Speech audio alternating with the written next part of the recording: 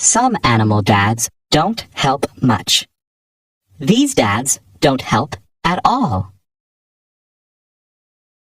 Other animal dads are great. Which animal dads are those?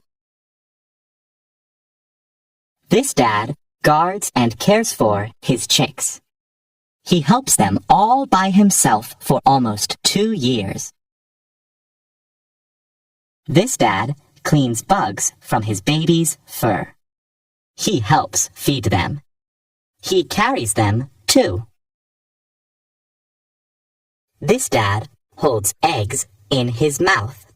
He helps them stay safe until they are born. This dad eats food and spits it back up. Then he feeds it to his pups. Yum! He helps his pups grow strong. This dad carries tadpoles on his back. He helps them reach water.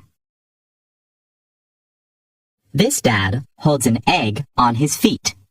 He helps keep it warm in the cold.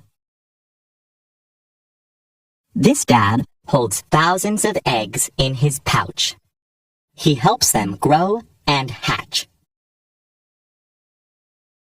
These dads help out with their young, too.